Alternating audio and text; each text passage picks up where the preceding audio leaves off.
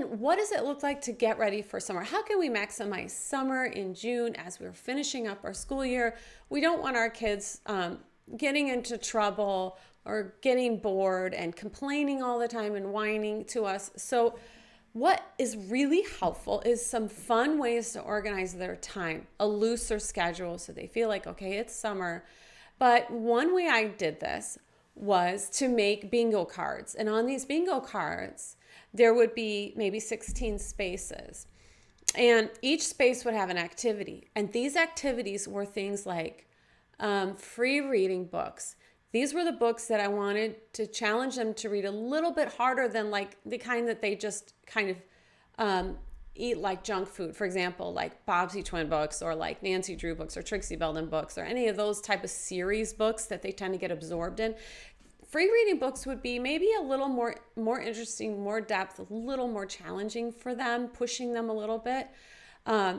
Free reading books would be on there. Nature activities, just giving them nature hunt type things. Make a drawing of a flower, something along that line. Find a berry in the woods and draw it. Or maybe it's plant some seeds, start a garden. Anything along the lines of anything that gets them out in nature doing activity, but gives them ideas. Another thing you can put on the bingo chart is exercise, like fun thing. It could be really fun, like make an obstacle course in the backyard, or have a bike parade, or anything that gets them. One year, somehow we got some gymnastic foam pads from somewhere, and we had a whole gymnastic thing going on in the backyard, like, gymnastic tournament with friends or something. It could be anything, play in the sprinkler, anything like that. And then just fun stuff, like put a blanket over the laundry line and read under a tent, or any kind of fun activities, blow bubbles, do jumping jacks, any kind of fun activity, play in the sandbox or flood the sandbox with water, something fun.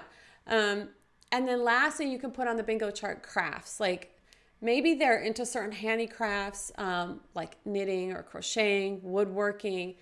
Maybe you want to say, paint a birdhouse. Maybe get a bunch of wood stuff from the Dollar Tree and have them do a bunch of wood crafts.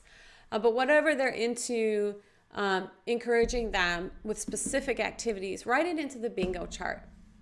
And then go ahead and give them some rewards. Like if you get one bingo, you get 5 spaces, then you can have a popsicle from the deep freeze. Or if you get the whole chart filled, pick out an educational game or something like that. Or we'll see a movie at, how they always have those cheap morning movies during the summer. We'll go to a movie if you finish your card. That's really motivating for some kids to have those rewards.